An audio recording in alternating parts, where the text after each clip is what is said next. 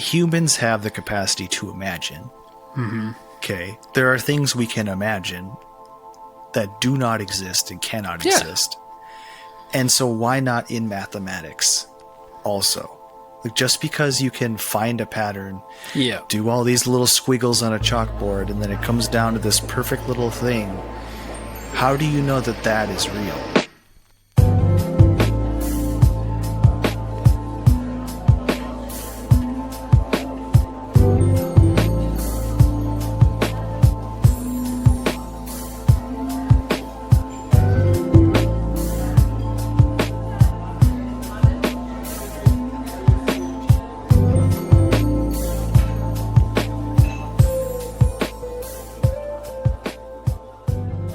Welcome to Paranoia.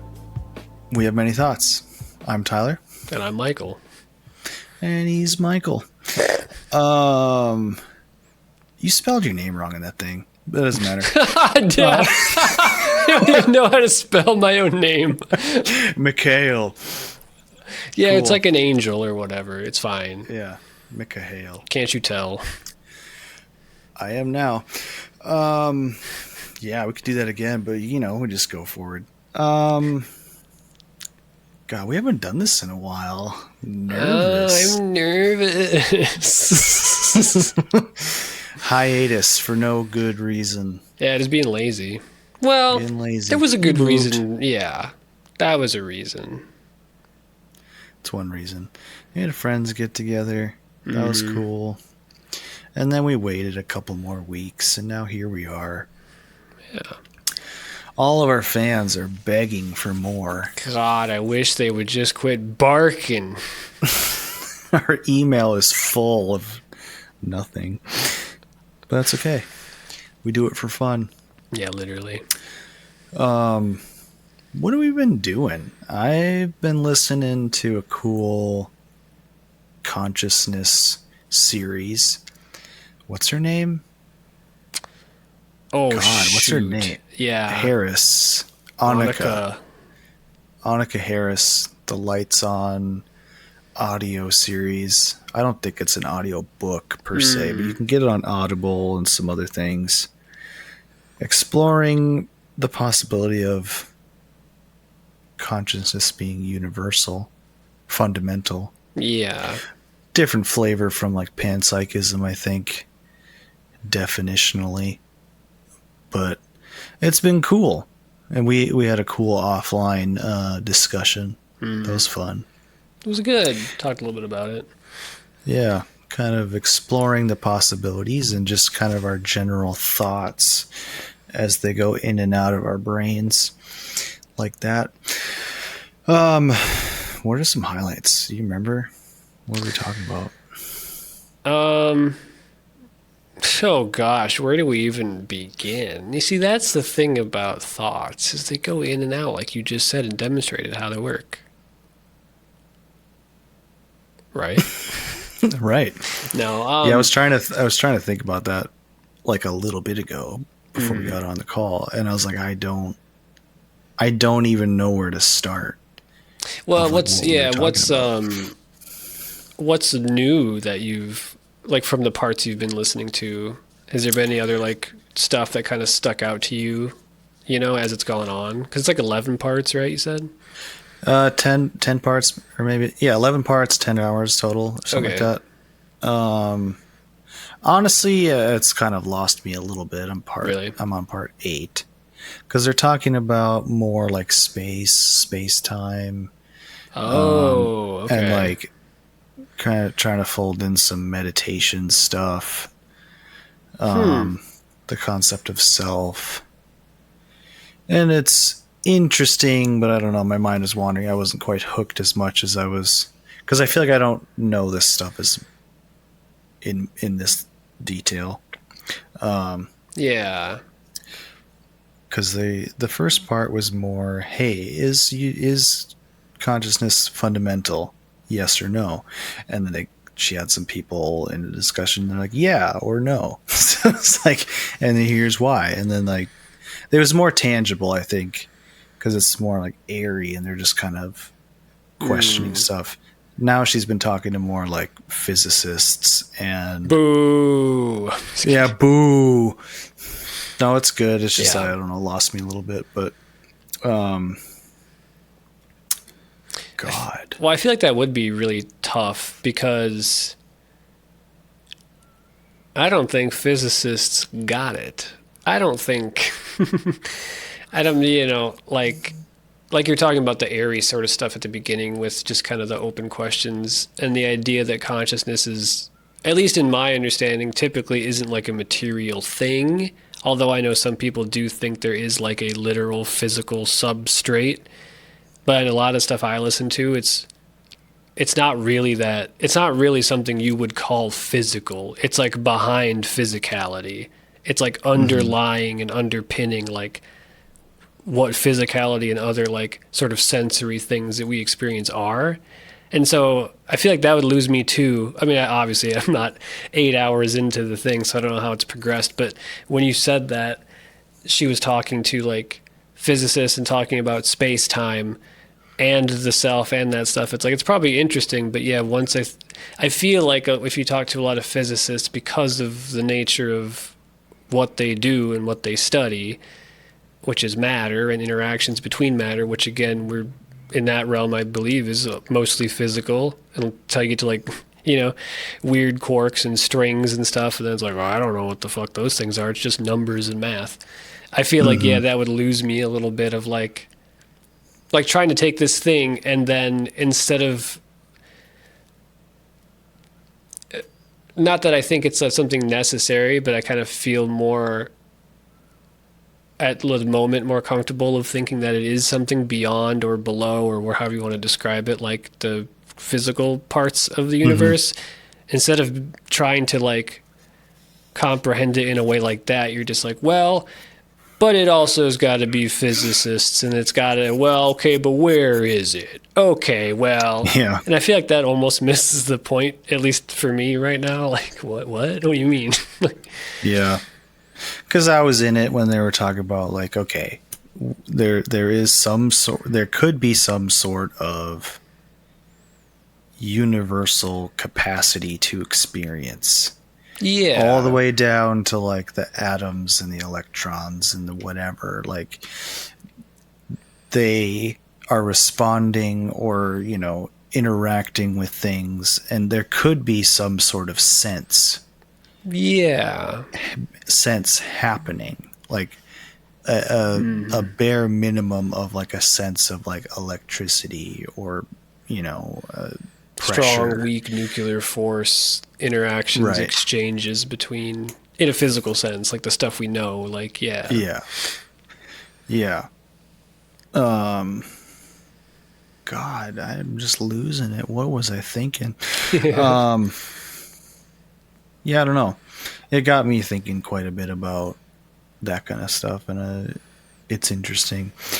And I don't know. I like that stuff, so it's like I'm all in. I don't know. I just float around trying to think of all these different things, and I want to land on something to sort of believe in a way, something to explain things. And I know we were talking about like if you when you die, your soul or whatever, you kind of fold back into the substrate or whatever. Yeah. And if there's a universal sort of fundamental consciousness somewhere in the layers, like I feel like that makes sense. If there's a soul and it goes somewhere, it kind of folds back into that sort of energy network. Yeah. Yeah, it's hard because again, to me, like if it's something that's outside of our normal scope of reality, which it would, I think, and when I say outside of, I don't mean separate from, but I mean like encompassing or like, like the ground the ground floor, even if it could be that, because we have no idea. And what if there's more beyond, whatever? Because we can't comprehend that stuff really, and that's why it's hard. And I think that's why we often just kind of stop and then want to be like, no, but I want it explained though.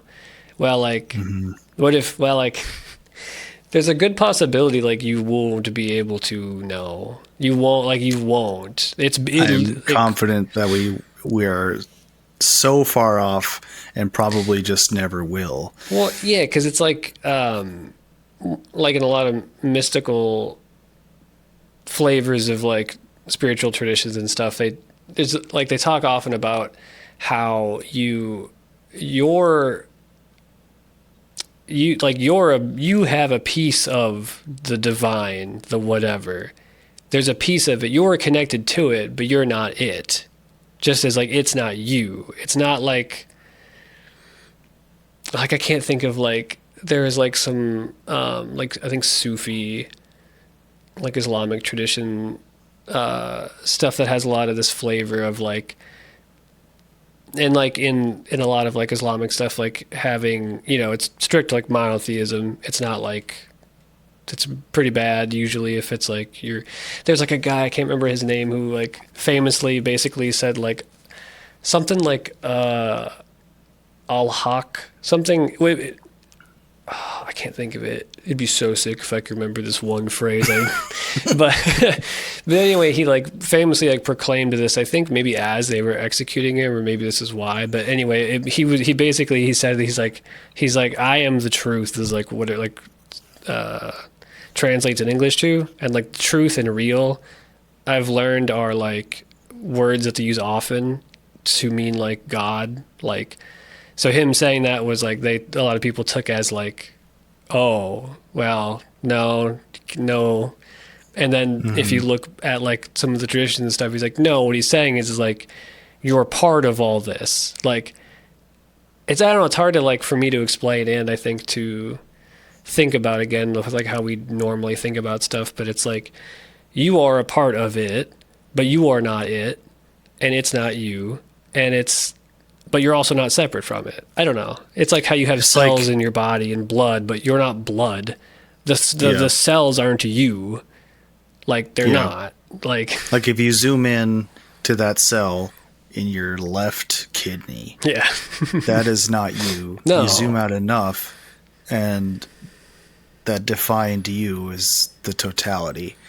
Right, yeah. But then also you're only a part of the greater totality. Yeah, you keep zooming out further, and then like you're also gone again.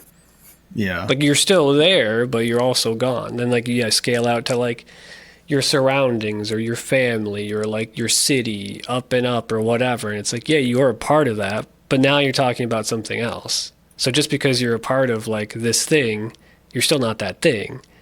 And so like I wonder how much of that is like, well, like talking about physicists too. Physicists. I have nothing against physicists. It's just funny to act like it, unless they suck. But that stuff too, where with like the way that our brains tend to work. We kind of mentioned this before we started recording, but like the way we tend to work, where like we really seek out to classify, categorize, kind of like divvy up things, put them in buckets, give things labels, do all this stuff. Not that is in and of itself bad, but that what you're doing is you're basically just like kind of forsaking the context in order to get a specific answer that you want.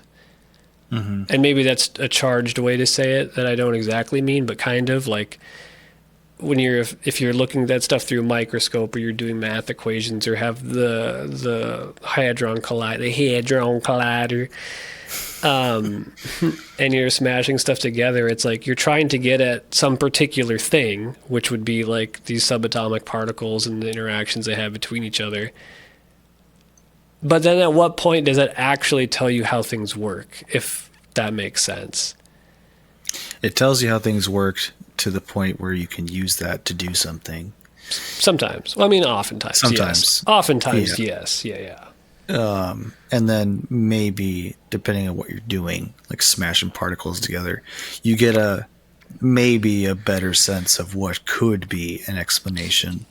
Yeah, true.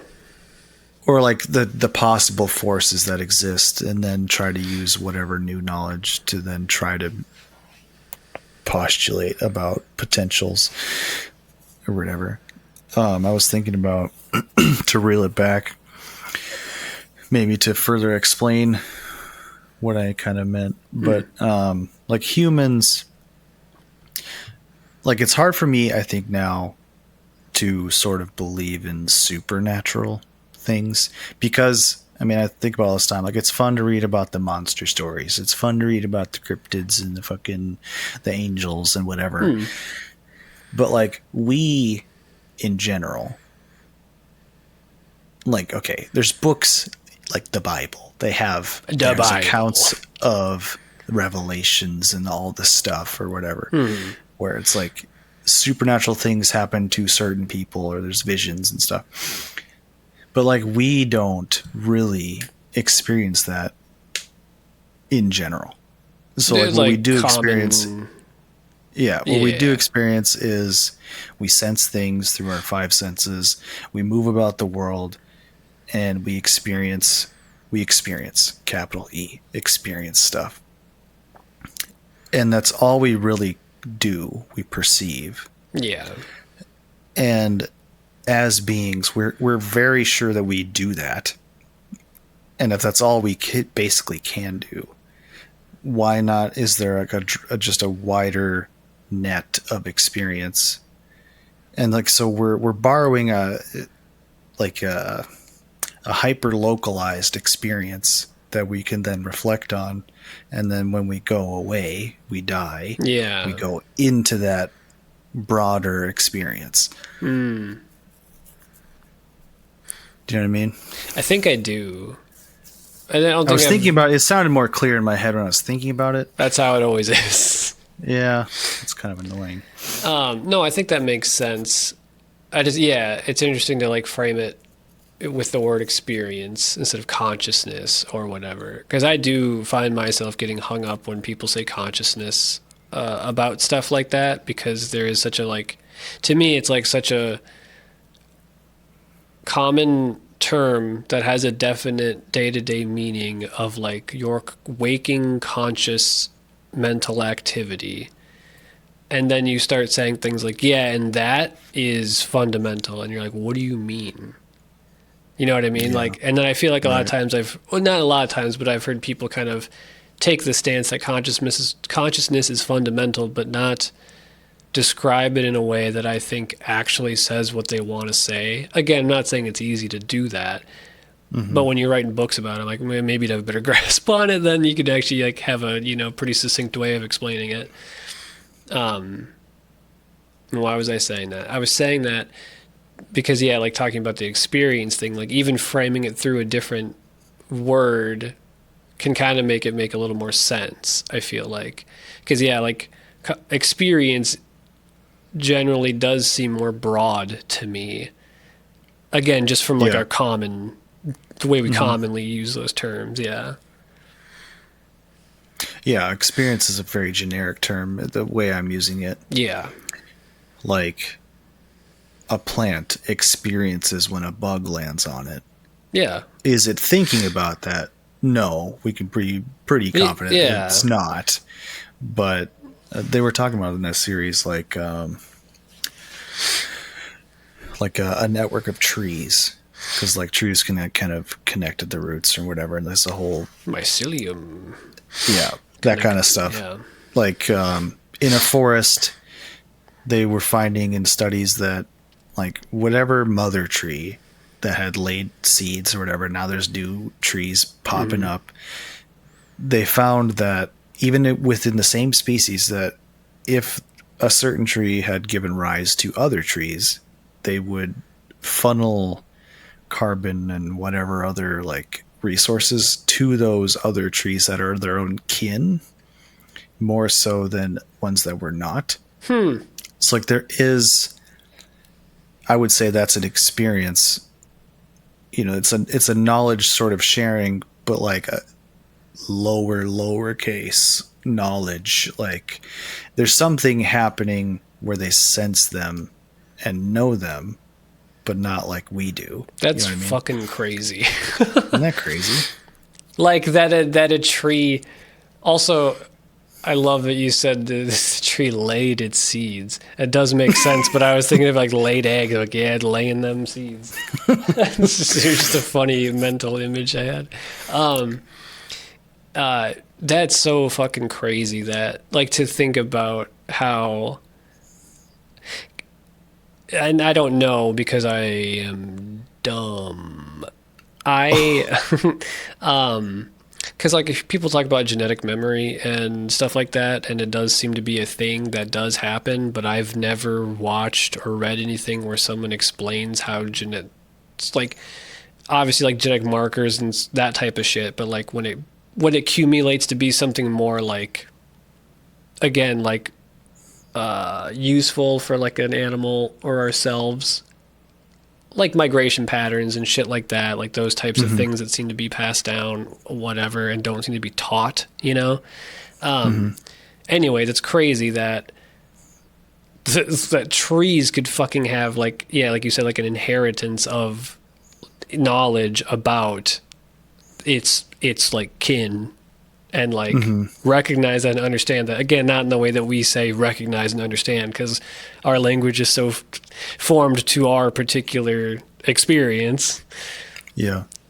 But it could be as simple as like, I don't know, a certain, I don't know, molecule in the chain of whatever amino acids or what, that might be just something mammals have or animals have, but you know what I'm saying? Like something in the code that allows trees to be, there could be a unique pattern within that it basically is, you could say, sensed or whatever, or maybe it just naturally sort of grows its roots closer together to the things that mimic its makeup a little bit better. But like there is some sort of there's something there. There's some sort of connecting thing. There's some it's being way. sensed in some way. And so you could say that is some level of experience for this thing that, you know, we know probably it doesn't have a brain, it doesn't think like we do, but it's doing something. Yeah. So that makes me think of wow. Yeah. That's how my face looks when my brain goes blank, even though I know what I wanted to say. That makes me think about like I told you off air. I told you use all those fucking terms. But worse yet, start using like corporate terms like, yeah, let's take this conversation offline. Like, let's do, you know, like, what do you mean? I mean, outside the meeting, shut up. Let's go in the back room. Let's go in the back room. I'm going to get decapitated. But I told you I finally finished reading Man into Symbols, which just didn't have to take that long to read. I just didn't read it for a long time. Yeah. But finishing that, and then I started reading another one of Carl Jung's writings that's been put into book form about synchronicity. And like what you just said, again, makes me think of, and I haven't gotten super far in his synchronicity stuff, so this is just like, yeah. But he's... he... So, like how you were talking about how there is some way that the trees know, sense, words suck to describe things. there is some way something happens where they know this, or whatever happens, the experience happens. However it works, whatever mechanism it is that seems like it shouldn't be, or that, people studying it, I'm assuming, haven't found this is the gene, this is the inheritance particle, and it actually is crazy. And he was talking about synchronicity again, more so as like an underlying thing, and how to try to like break our habit of thinking of things so like causally, like cause and effect wise, like mechanical. This thing happens in a domino and then a domino, and then that's the only way that things ever can exchange experience or whatever. And he's trying to say like, or starting to say like, well, we see things that seemingly have no way they could actually be caught. Like there could be things for trees and different types of chemicals and whatever, but saying that there's not, just for the sake of example, because it seems like there wouldn't be, that'd be like an example of that, like that there is some mechanism unknown to us that seemingly doesn't rely on a cause and effect type relationship, but nevertheless does like facilitate an exchange of like a shared experience or like an interaction. Mm-hmm. That's nuts. That's crazy. Do you mean like, so who is having the synchronicity? Us? Because we're looking for experience and then that we find one, or what do you? Well, I guess in human terms, like, yeah, synchronicities are like however he defines them as being like, meaningful coincidences, and like even in that book he's like yeah, it's kind of not, that sounds dumber than what he means, but it sounds too simple for what he means. But by meaningful, like, what was the example that happened the other week that was just so silly? It was who died? Ozzy Osbourne died, and like someone else died, and whatever. And there was some famous lady, I guess, when she has kids, that someone dies who's famous, I guess, is a thing. Really? And, yeah. What's her name? Trisha something. Anyway, there was like all this stuff, and she named her kid Aquaman, which is fantastic, great. And then. And then apparently, like, the Jason Momoa actor was on stage or did something for Ozzy's thing and this other thing within all the span of time. And, like, those type of, like, meaningful coincidences, because they seemingly relate, although they don't. We know they don't. Yeah. Like, her having that child did not cause him to die. There was nothing like emitting from the child's body that traveled through space and killed him. And like, just like that type of thing. Like, and again, like the word coincidence is like, okay, well, yeah, sure, given enough statistical whatever, blah, blah, blah. But then there is stuff that's like, is it really that statistically plausible that shit like that would happen? Like, right. Or are things connected in such a way, in some way we don't understand, where they kind of just harmonize with each other? Like, yeah, I was wondering, like the significance of a synchronicity, because like that string of events that you described is kind of the larger picture experienced by many. Yeah. As long as you get the video camera on the Aquaman performing for Ozzy. If you have all the context. Like, now it's in the news. Yeah. But like, I wonder what the difference is between that sort of string of events that you can kind of collect together and make sure that you see as a string of synchronicity things, versus like you yourself having a string of events in your own life and your own perceptions of synchronicity. I'd put more significance, I think. Well, maybe not significance, but it's more interesting in the person's life to have their own personal set of synchronicities. Yeah. But then, because the world at large, like there's so many things happening that a lot of things are just going to line up, especially if you like force the perspective on certain things. But in the person's life, like, oh, you know, I read this thing about the color red one day, and then there was a red fucking sunset, like an unusual red sunset the next day. And then my dad adopted a dog named Red, and I didn't tell him about Red. And then there's another thing that happens. Yeah. Like, yeah. That's more interesting, and I feel like that can be maybe more explained with like the human brain just trying to make sense of the world. And so like you maybe not, I don't know, there's something unconscious happening where you're filtering these things in a way that you're going to have the synchronicity on the personal level. And I feel like the other one is more just random noise that lines up. I get what you mean. I would push back a little bit, not like, not push, but I would say, I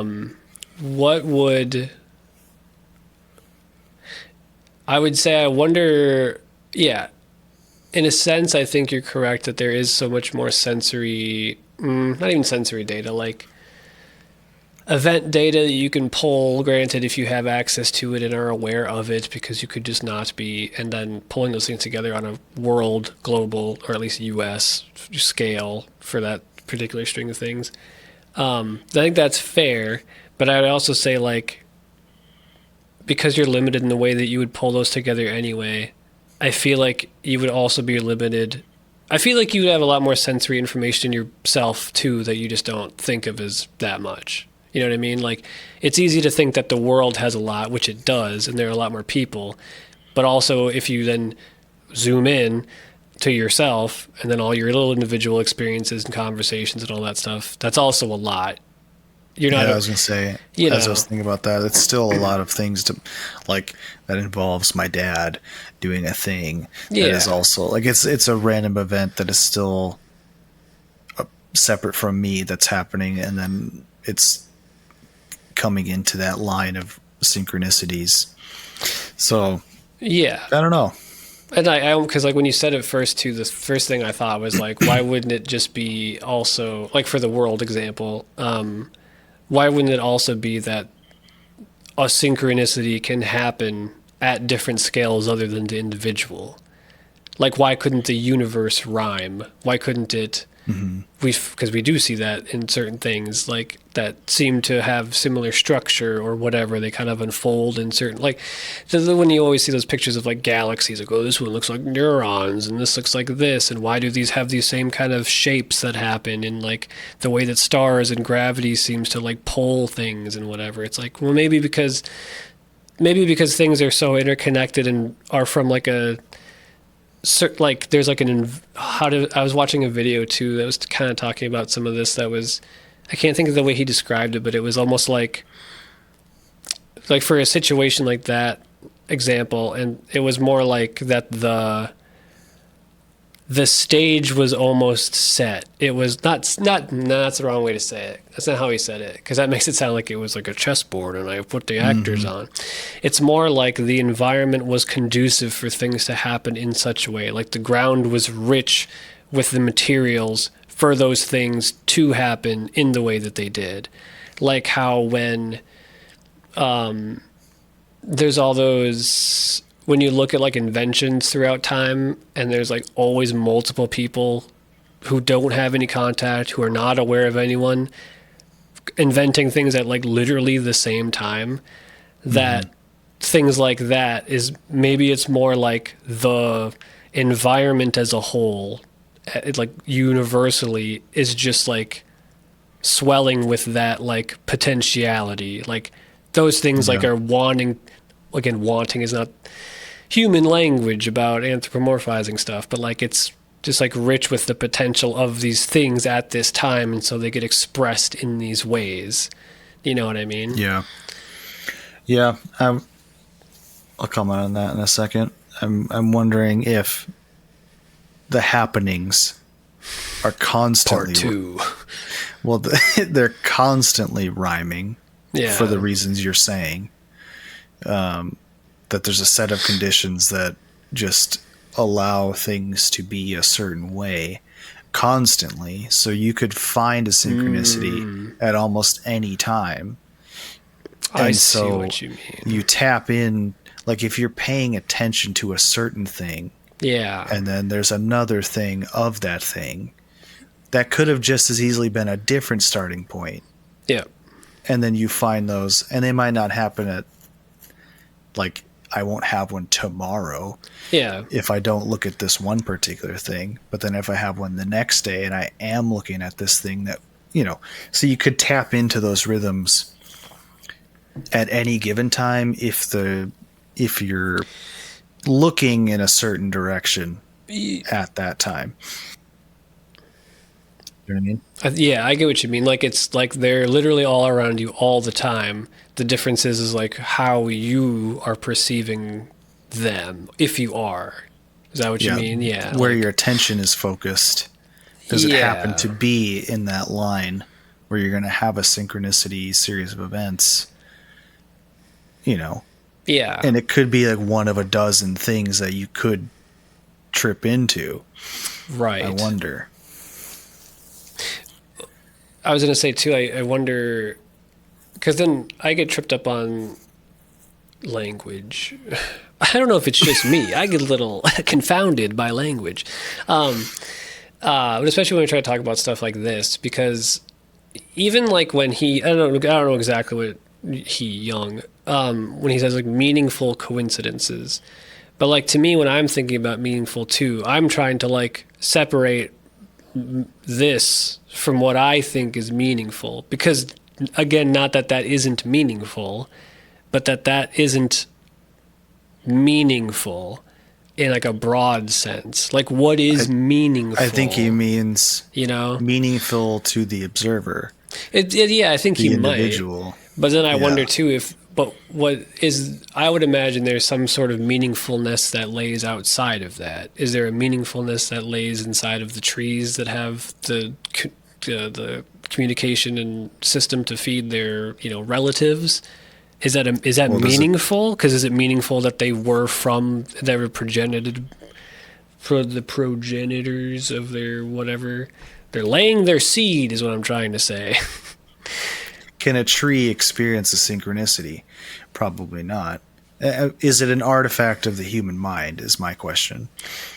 Well, I guess the way I'm thinking about it is that the synchronicity isn't the I think I'm thinking of it like, that's what we call it and how we experience, but that the thing that is the synchronicity isn't, and I don't know if he means this or not, but I'm thinking that like the synchronicity isn't a human thing. The synchronicity is the way to describe an event like that happens, an experience that happens like that.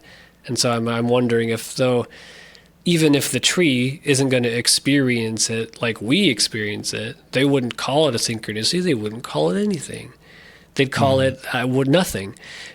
But does that mean that still couldn't happen? Like that it still couldn't experience that sort of connectiveness without causation? Because I would be, at least right at the moment, I would say like, well, yeah, why wouldn't it? Again, it wouldn't experience it in a mental way like we do.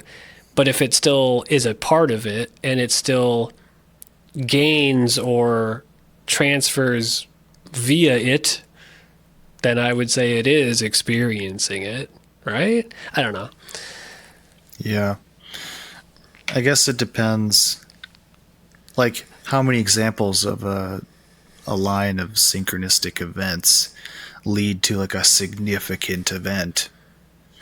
You know what I mean? Yes. Like, is it all just sort of these personal sort of expeditions down this road? Yeah. And then it just ends in some sort of internal realization of something or experience of something that ultimately doesn't do anything in the greater scheme. Maybe it does something to you inside. That's what I'm wondering. Is that not a great scheme? Well, to the human being experiencing it, it could be significant. Yeah. But I don't know. I don't either, right? Yeah. I think it's a purely personal adventure in my mind. It's a human's personal adventure following these synchronistic events to whatever end result will be for that person. Which I guess Jung would probably talk about just being as the active or the process of individuation, or just a piece of that process. Well, yeah, that wouldn't be the end. Yeah, I just mean part of it. No, I do get that. I guess I just keep thinking about it more broadly, outside of just us. I'm sure that is probably mostly what he's talking about. Well, I don't know that. I probably shouldn't say that, but because all the rest of the stuff he talks about, is psychoanalytical, which is what he fucking did for people. He wasn't diagnosing trees with, complexes, although he could have been. Psychosis. He could have been. And he's a fucking mystic anyway, so he probably. Tell you what,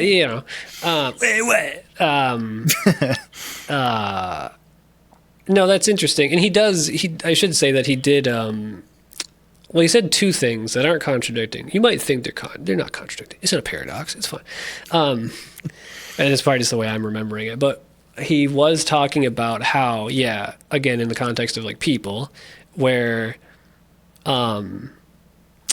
he was talking about how you would have that, not every two things that connect are a meaningful thing, right? And meaningful as in like you're saying for the person to essentially grow or become whatever. Yeah. Where it's no, it's not just I saw green and then I saw green grass or whatever, holy shit. It's well, probably not.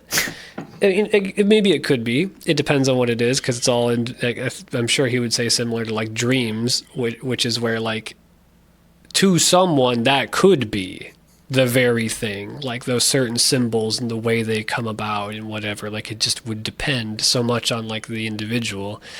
But he did talk about the kind of significance of almost a threshold.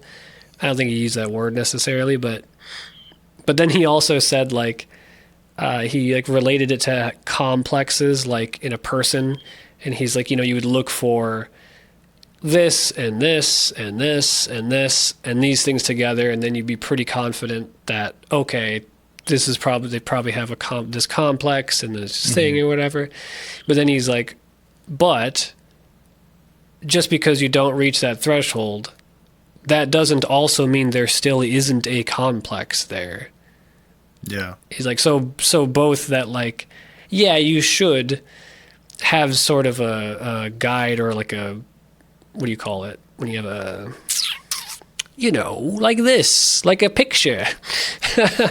Oh, you mean a set of the DSM-5? Yeah, something kind of to markers. Yeah. Yeah. Not that you shouldn't have that, but that also just because you can't see all those things, that doesn't erase the fact that there still could be something. I'm sure doing stuff, it's just because you don't see all these symptoms, well, sometimes the thing is still there. Yeah. That also happens. So. And you're also relying on the person to tell you. Well, So they could be hiding certain things. And also that guide that you're talking about is flawed. Yeah, absolutely. 100% it's flawed. It's just the best guess. Yeah. At this current stage. So the best agreed upon guess by whoever, and right. And they're selected by whatever, and then by people who are also just as flawed. Right. So, keep following the chain down, yeah. Yeah. Yeah, well, anyway, consciousness is a particle, and we just got to keep smashing them together until we find it. I think so. Well, maybe we can shift focus here. they were talking about in this series, Lights On by Annika Harris. Not sponsored. Not sponsored, never will be. The concept of, because they're talking about fundamental properties of whatever. So they were tripping over is, I guess this is a debate, and I guess somewhat agreed upon, that space is emergent. And the potentiality of time being emergent, and that whether one or I've not heard, yeah. and whether or not it's fundamental. And have you ever been around like really smart people? Like, I think we even do this, where you just dissect and you just dissect and you just fucking think and think and think. And I feel like you can get down the wrong sorts of thoughts. And then now you're so far down the path that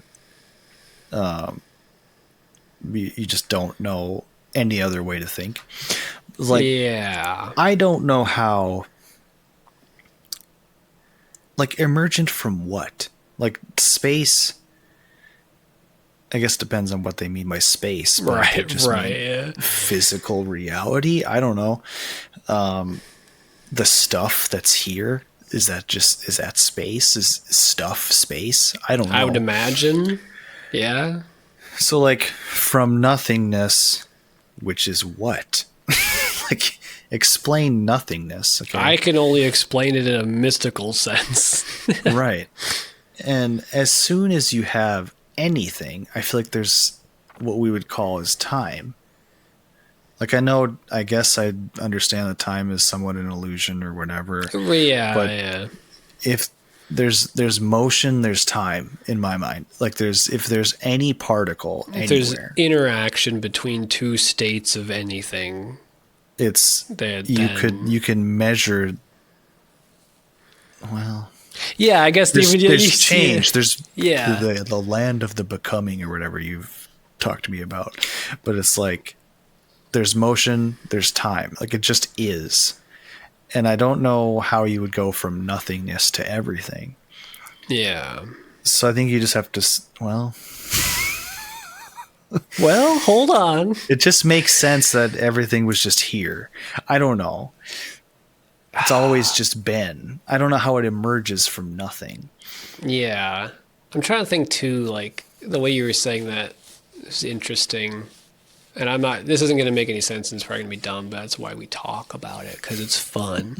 So when you were saying that, it was making me think, like, when you said measure, I was like, yeah, I could. I don't think it makes sense, but like, yeah, I could see time as time is like not a fundamental thing, and time is like the ruler that you call how things happen, how things unfold, or how things interact, or like like you mapping the interaction between things, and it not being somehow fundamental, but that's just what you're describing. And the way you describe it describes it as time, when really it's not time. It's I can't think how to phrase it. The process. Yeah, it's just a natural thing that's happening, and I feel like that's fundamental as long as space exists. Yeah. I guess I'd want to ask, like you said, like, what do you mean exactly by space, and what do you mean exactly by time? And do your best to please explain it to my Dumbo brain. And then I'll try, you know what I mean? Yeah. And the only thing I can think of is, and this doesn't even make sense, but it has to all come from somewhere else. Like, it can't come from something else, because if it goes from nothing to something, then there's no something. So I feel like either from down in a one-dimensional plane to then expand out into a 2-3 dimension, but there's still something there. Like, space has to be fundamental. How you get all the stuff inside of it, I don't know. But like, the Big Bang doesn't make sense to me. Like, it all just came down to this singularity point. But you can't even get a fucking star. Yeah. You can't even get a star without, like, massive energy and, like, I don't know. Like it just blows up. When it gets down to a certain level of gravity, it just blows up. Yeah, You know what I mean? or like really big stars, or no, what makes black holes? It's Because isn't something really big also can anyway? yeah. Something that has such massive gravity that then light can't escape, and I don't know how that process starts, but I don't like know. that would mean, I mean, what happens when two black holes come together? There's a thing that I've seen online where two black holes collided and whatever shit happened, but like they didn't just merge into one. It just didn't go down to nothing. Like it didn't get sucked into the hole. You know what I mean? Yeah, You would need every yeah. piece of everything to suck into the same thing for then Yeah. to explode again to make what we have. I would assume. I would, yeah. That just doesn't make any sense logically. Yeah, what makes more sense is the song Worlds Collide by Powerman 5000. And that makes sense, because that speaks in the language of rock, baby. The universal language. I think you're right. It is really tricky. I think, to me, again, because I like a lot of the mystical kind of stuff, and not that it makes it make more sense in like a strictly type way, but yeah, I like it. Maybe it comes back to those where like we can't comprehend something that we are so far, even if connected to, far apart from experientially, like meaning that like, yeah, space and time seem fundamental to us. And if they're not fundamental, that says that, like, how could we comprehend that? You know what I mean? Yeah. How could we comprehend that, like, oh, you don't need, like, no, nope, up isn't anything. What do you mean up isn't anything? I'm fucking here all the time, and there's stuff up everywhere. There's birds. I was looking at birds today. What do you mean there's They no were up? What do you mean it's not fundamental? But like, if there is something, and we are like, lack of a better term, trapped, if our consciousness, our experience is viewed through a lens which is only able to view it that way, then if there is something beyond that, maybe we would never know. And so trying to look at it like this is not like folly, because we should, because it's fun. That's why we're talking about it. But like, maybe, yeah, you won't be able to understand it. So like when you're saying like, what do you mean there's nothing? How's there nothing? What do you mean? Because all we know is something. That's all we're aware of is something. Like there's always a thing where we're at. And as far as we can tell, it's been here for billions of years. Yeah. And maybe forever. Could be forever. Solid state universe or whatever, right? Hard drive? Yeah, it's fast. Write speeds. Read speeds are crazy. Crazy. I don't know. It just seems like when you read, not that I have, but like you read conclusive mathematics and like, this is how the universe started and this is the math behind it. It's like, okay, you came up with some fancy numbers and, you know, like, great. All the numbers. Get 'em. Well, like I was talking to you before. I like, know, yeah. Humans have the capacity to imagine. Mm-hmm. Okay. There are things we can imagine that do not exist and cannot exist. And so why not in mathematics also? Like, just because you can find a pattern, do all these little squiggles on a chalkboard, and then it comes down to this perfect little thing, how do you know that that is real? I agree. You know what I mean? Yes. Yeah. Because, like, you can use that logic for other things to, like you were talking about earlier, how you're like, you said you're not so sure in like supernatural type things. And yet those are ways that people explain certain phenomenon and do whatever.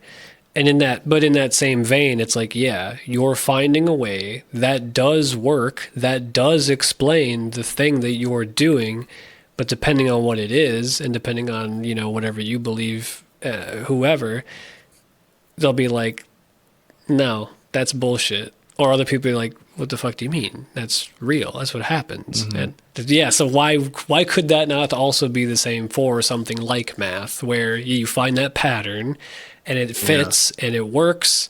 Well, I think that is true, literally, right? Because there are so many different kinds of solutions for like string theory or M theory or whatever, like the number of like supersymmetrical particles that there are, and like there's so many that people postulate and then find kind of, but they last for nothing. And it's like, is it a fucking particle then? I don't, whatever, I'm not a physicist, but at certain points it's like, I don't even know if you're like seeing physical things, honestly. Like I think you're seeing like fluctuations in a thing, and is that, I guess it's physical, but is it really? I don't know. Or is it just the way the machine is fucking interpreting something? That too. Yeah. It's like both versions of that are satiating that need to know stuff. Yep. And don't trust that. Yeah. The only things that like really like do something are things that affect the physical world. Like there is only like physicality and the perception of it that we're aware of. Yeah. That we're aware of. Yeah. And there's obviously stuff that's invisible, like radio waves and fucking certain types of light, and there's tons of stuff that we can't see and perceive with still our bodies. Yeah. But yeah, I guess that kind of puts a hole in what I'm thinking. But when you get down to the quantum mechanics realm, like how are you so sure that you're seeing what's actually there based on these instruments and these little fancy doodads that you have? If you cannot apply it in some way to like affect real reality. Yeah. Yeah, I don't know. I even like, well, I'm curious if you want to elaborate a little bit on what you said about how what you were saying was poking a hole in what you had said previously about. Well, because I meant like perception, like it's physicality, it's perception. Yeah. We are limited in how we perceive things that do exist. That we just cannot see. Like we cannot perceive magnetic north as humans, but birds can, and we can find that with instruments that we've created. But those are perceiving a real thing that we can verify. But like I don't know. Can you really tell that there's a Higgs boson? I don't know. Well, see, there's a Higgs field, and then the Higgs boson, and all that stuff. Like, it's hard because I think we both also understand that when you do know a lot about a certain thing, or how am I trying to say it? Like, people can be experts in things, and people can know a hell of a lot more about stuff than you do, right? Like, I know I don't know anything about physics. I don't know anything about, you know what I mean? But at the same time, like how you were saying, there also runs the risk of when you have people at high levels of a really specific, highly specific topic, it can narrow down. I think it probably fundamentally necessarily narrows down their scope of view, because that's the only way you can probably get so granular and so precise about the thing you're trying to study in that way, like that version of studying it, where like, you do shut yourself off, and maybe that's kind of part of it. Like it'd be really hard for you not to, because if that's what you're trying to do. But like you said earlier, that then cuts you off from thinking about it a different way, because you're so zoned in on one way of like trying to understand it. Yeah. And let's be clear here. The specific examples of a Higgs boson, I'm not being literal. Maybe there is ways you can do this something. Guy hates Peter Higgs. But I just mean, like, how are you so sure that once you get down to that level of whatever you're doing, that you haven't fallen down a path that is nonsense. Even if you can find things that do make sense and you can find the math and you can, you find your answers, how do you know that those are actually true? Right. Yeah. Yeah. What do you test it against? Right. Yeah. Because I think if this is what you mean, like when you have something more macro scale, where like when you gave the example of like us being able to make like a compass, and so we can understand where magnetic north is in a way we couldn't before because we figured out a tool to do so, and we can test it by that meaning, well, if we go this way, we all end up going this way. So it is pointing to a specific thing that we're calling magnetic north, and they all do this. So it's a physical thing that we were able to do. Whereas, when you're talking about like the Big Bang or particles that you can only describe for like how many like a picosecond. Like the margin of error on that, and yes, what's the result? What do you how could you possibly test that against something? And I'm sure there are things like with nuclear reactors and stuff, they figured out, do chain reactions and shit with whatever. Yeah, that's a real physical thing you can do. Right. Yeah, I don't know a lot about quantum mechanics, obviously. Right, yeah. But like when I'm listening to other people try to get into that world and try to understand, it seems like a lot of like nothing really makes sense if you actually think about it. So like, what's that fucking cat in the box thing? Oh, Heisenberg's uncertainty principle. Maybe. Where the cat is both dead and alive at the same time until you observe it. There's poison in the box, Yeah, like literally that doesn't make sense because you have a physical cat and box in front of you, and it's either rustling around in there or it's not. Okay. And when you open that, it's dead because it died before you open that box, or it jumps out. Like it.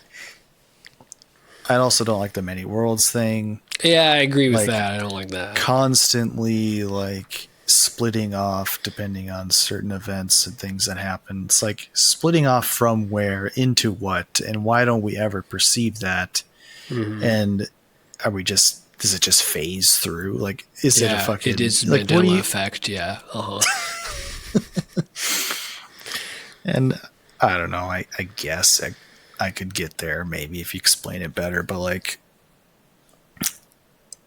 still no, like if you're that close to the split, wouldn't you see your little mirrored edge on the fucking water of the universe that's splitting away? Like, I don't know, like come on, you'd sense something. It's funny because when we talk about this type of thing too, like I relate it to like more like spiritual topics or whatever that I do tend to like, and like they don't make sense in a particular way, but to me they do. I think maybe what they do right, in as far as it's ever right, and when I say right, in the first sense, not the second sense. In the first sense, when I said, I mean like in a more PR, like kind of like how is it presented or whatever. And then second being like as a more like truthful reality, whatever. Anyway, the point that I'm getting at is I think what they do right is it's a lot less about physical material outcome.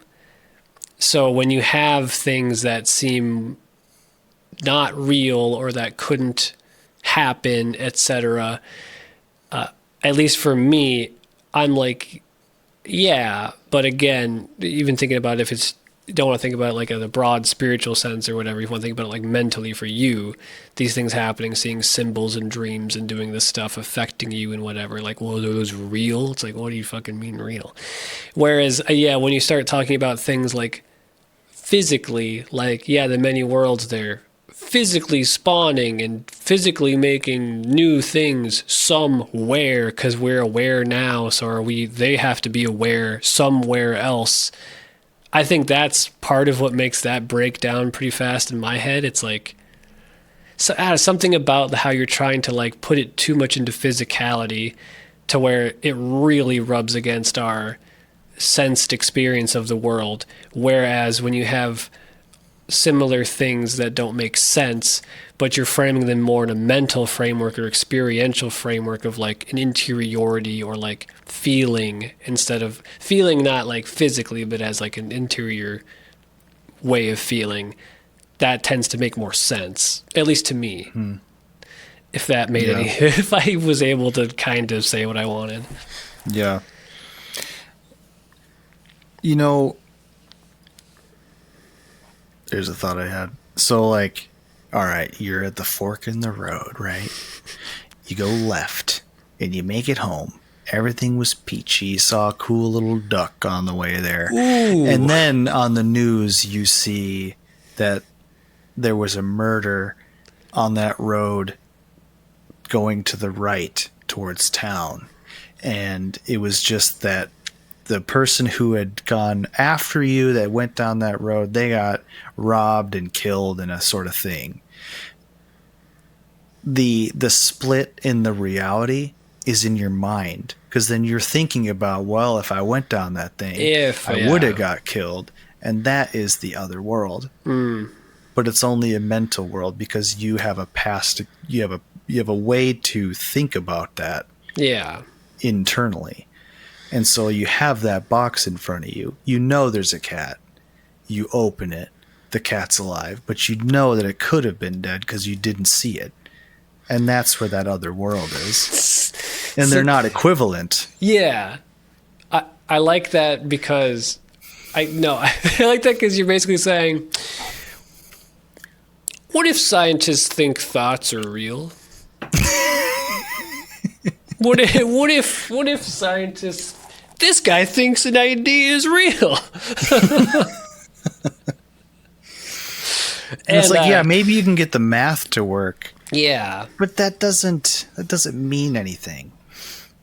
Yeah, and I guess too, like, I don't think I think this. I'm pretty sure I don't. Although I could always be persuaded. But how real is a thought? And by that I mean, like, hey, so if you thought, what if you thinking about that split did make it happen, Tyler? What if you thinking about that split, it did? That's real now. Do you ever think about that? You wouldn't know. You wouldn't know because you're still in that left-hand path. Yeah. Your experience does not change. Yeah. And you can't even prove that you couldn't have ever another test self. it. You're right, yeah.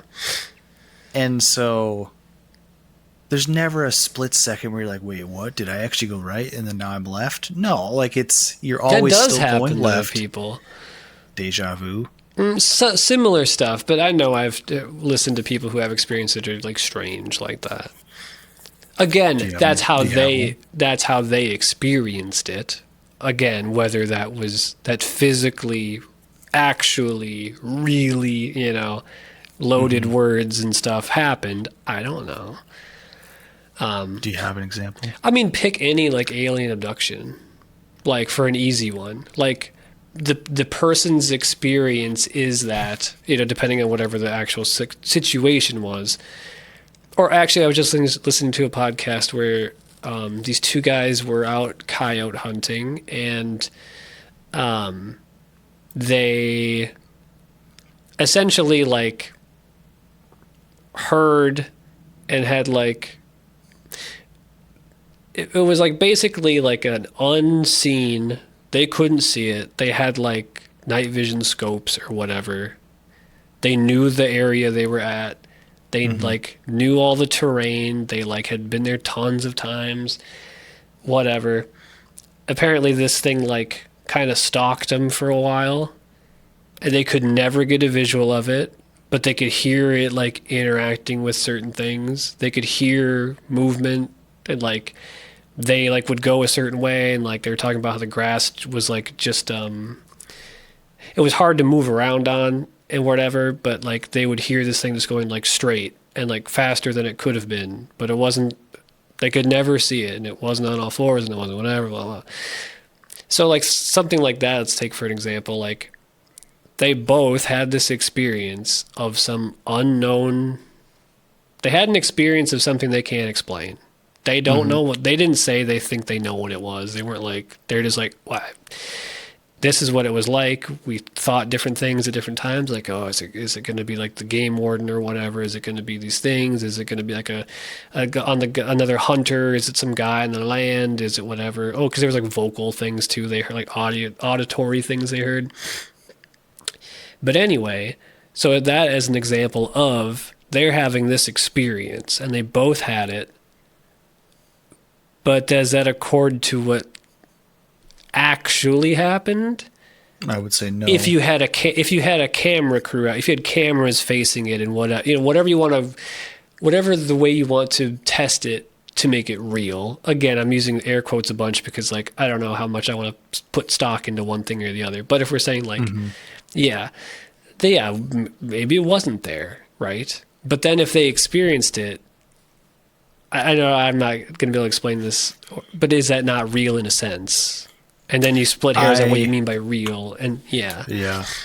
My assumption is there was something, and as each individual was sensing it, experiencing the whatever was being heard, right?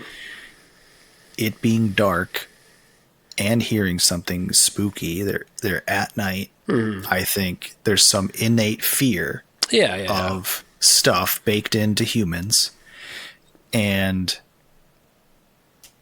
the subconscious or whatever is kind of informing how you should be feeling about this. And so you're scared, and I mean, just listening to some more of like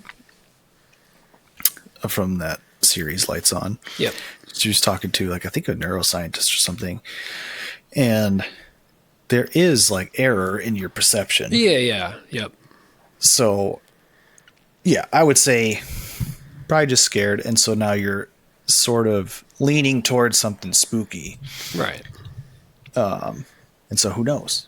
It could have been something spooky, like a cat. Cat. But does it have to be like an alien or Bigfoot? I don't know. But, well, obviously, no, it doesn't have to be. It doesn't have to be anything. It could literally be nothing. You know what I mean? Yeah. It literally could have. Yeah, nothing could have happened. I don't know. Yeah. Yeah, I guess I'm just more open to. I'm more open to having fun. I like having fun. But I would say, like, when I think about things like that too, and I'm not saying either is wrong, but I always, like, in that example too, or things like that. What's a better example that is a known phenomenon? Like trauma. You can have trauma and PTSD from things that didn't happen to you. You can have physical effects. Again, you can explain. I understand that it's explainable by the way that your mind can produce those things, and your unconscious and all this stuff can happen and form those things. But I guess I'm more fuzzy on what I'm willing to call like real. Like, yeah, maybe in whatever example you physically, your physical touch body didn't do that thing that now causes you to have this trauma. However, it's like you did anyway. Yeah. So I know maybe that sounds silly, and I don't know how to describe it in a way, because obviously I understand I understand what you're saying and the difference between like the reality and whatever. So I don't want to make it seem like I don't get it, but I don't know. I'm more fuzzy, maybe, like I'm trying to say. I don't know. Like implanted memories or, other things. True, yeah. Well, I mean, like, that's what you're talking about. Yes, as another example. Yeah. Like false memories, and then it contributes to like a real physical thing within your body or your mind. Yep. Yeah, I don't know. I guess it depends on which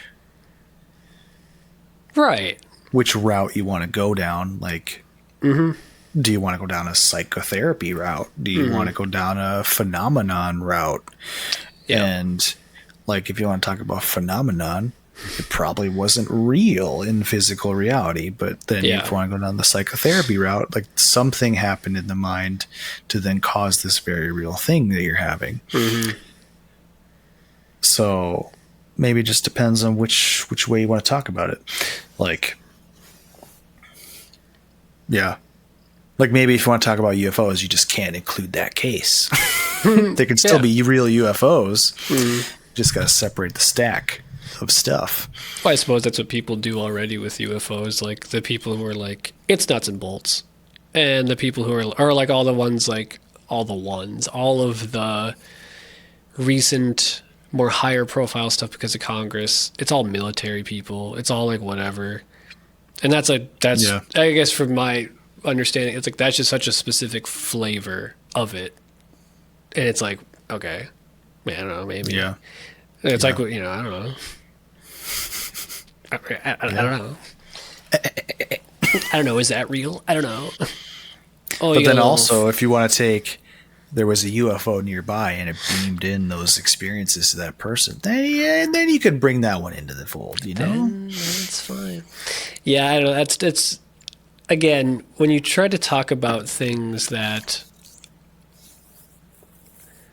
may or may not be actual entities, and I don't mean in the way that term is used specifically in that book I stopped reading because it's very hard to read. Process and Reality by Alfred North Whitehead, which I need to keep reading because he uses actual entities as like a really specific term. Anyway, what I'm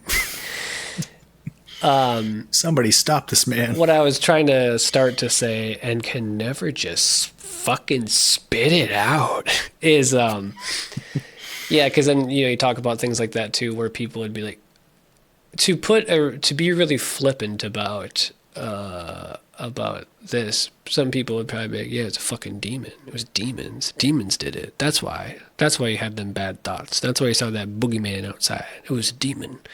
Or it was a demon tricking you in your head to make you do it. And to that I would say, maybe. I don't fucking know. Could be.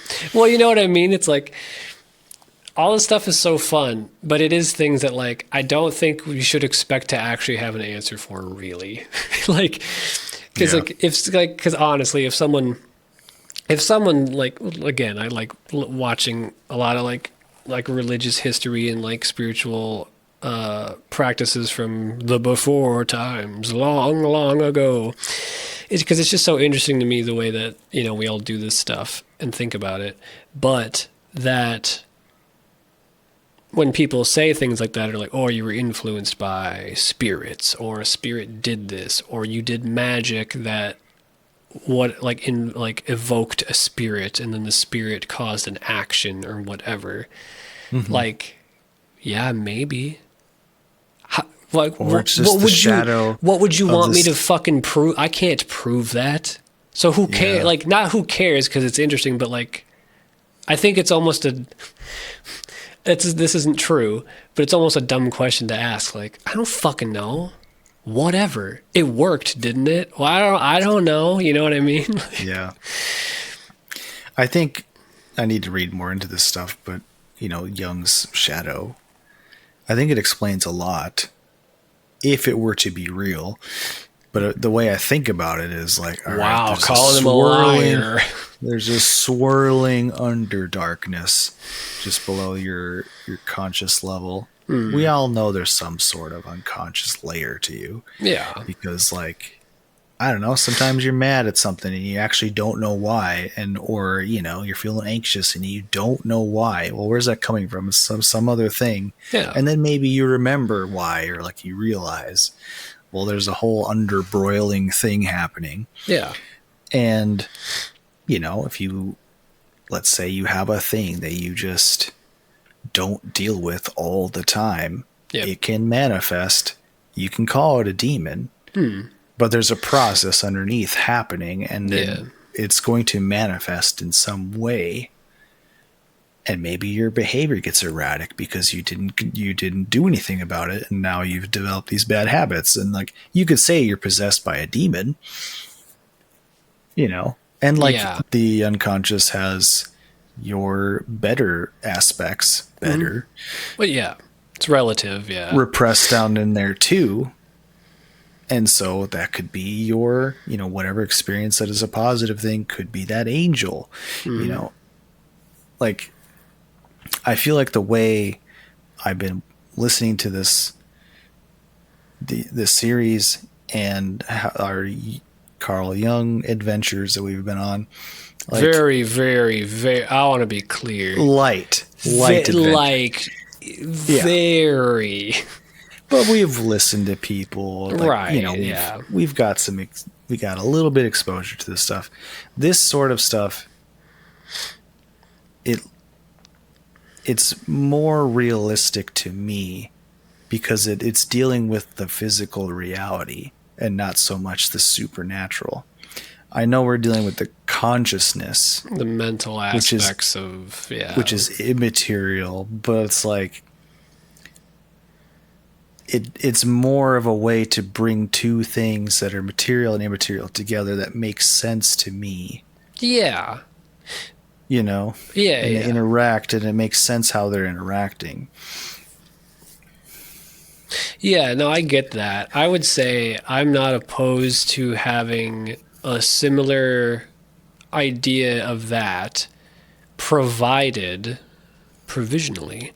that that in that what you were just talking about, you don't neglect the collective portion of unconscious, again, unconscious in the type of like our physical things, and that those things, I would say, again, opinion, because we're just spitting facts before this. The rest of it was all factually based.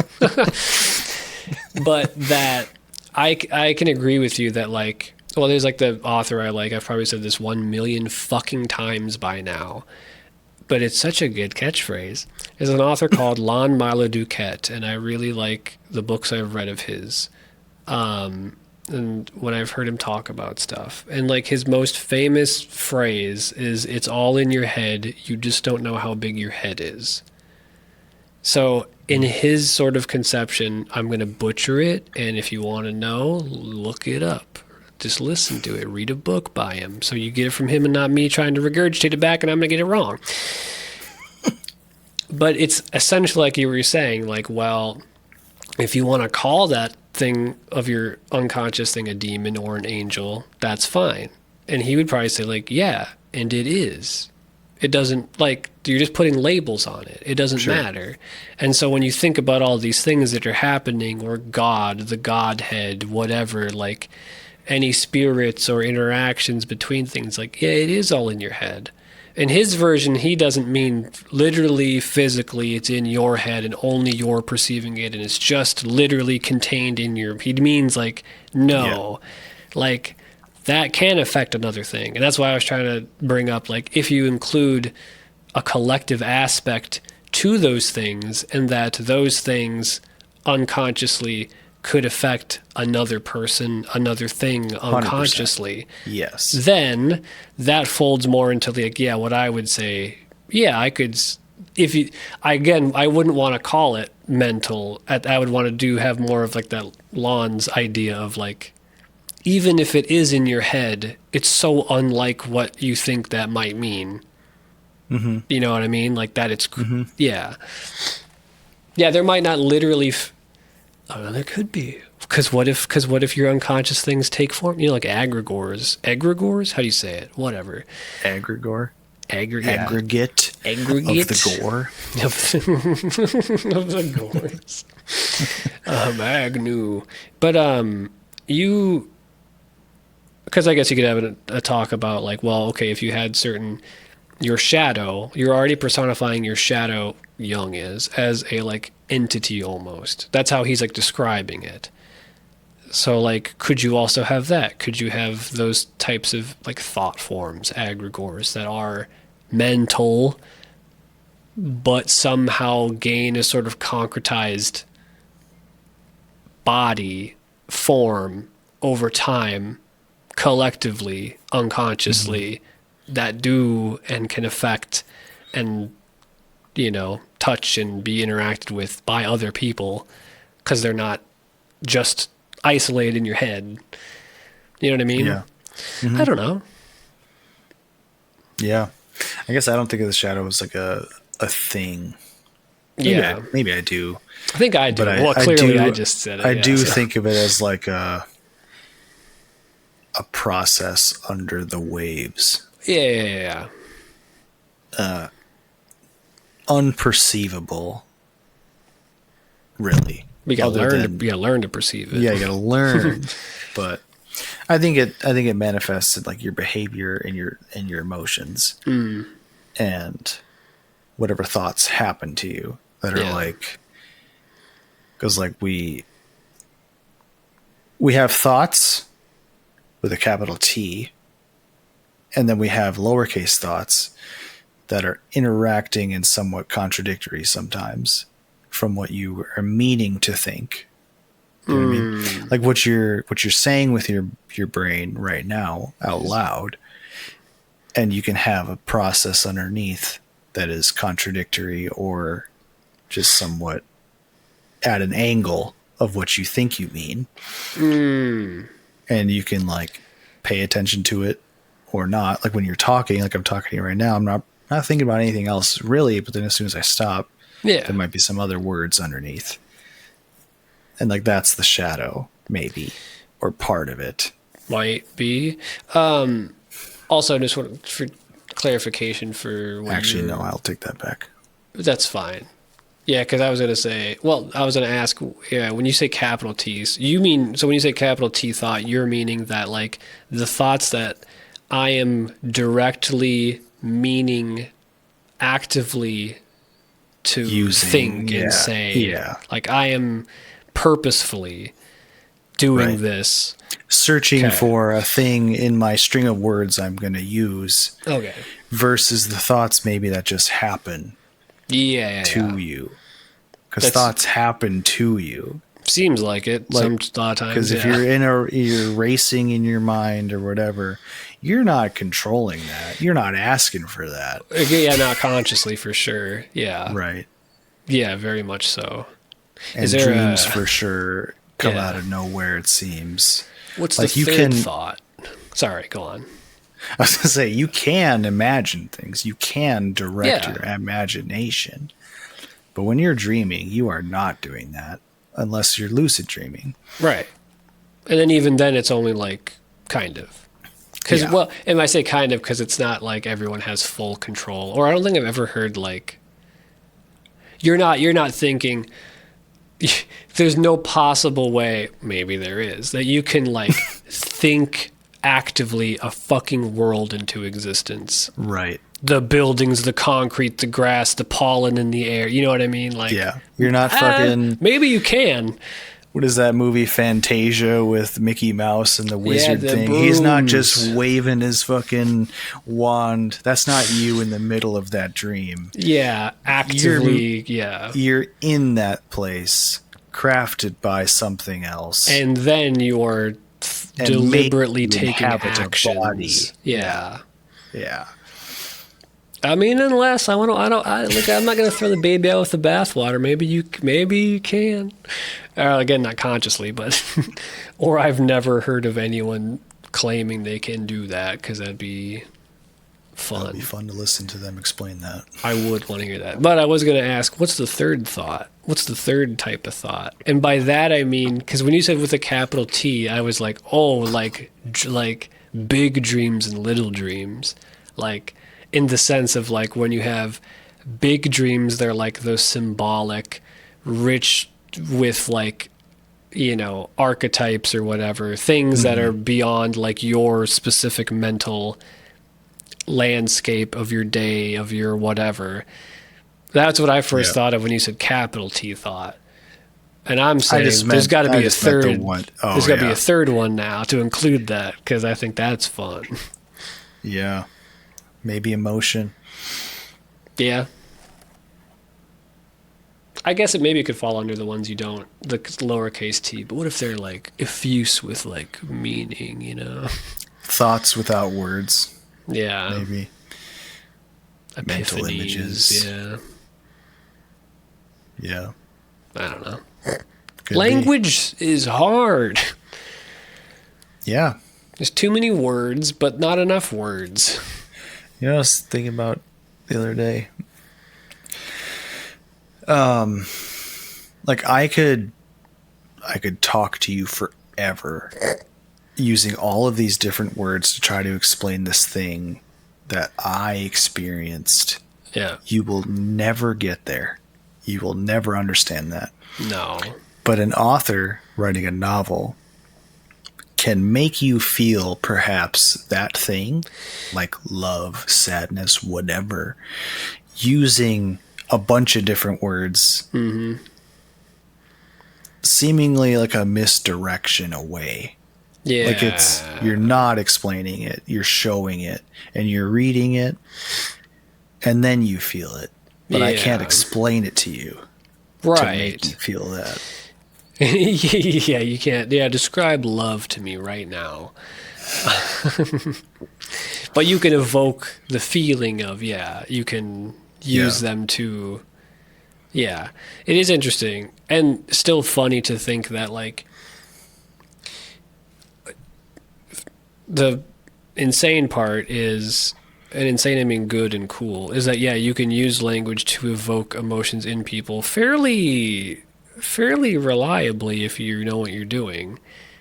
And at the same time, it's funny that even though you can do that, it's still so specific to that person with all the like little differences there would be between people because of their lived experience and so on, you know?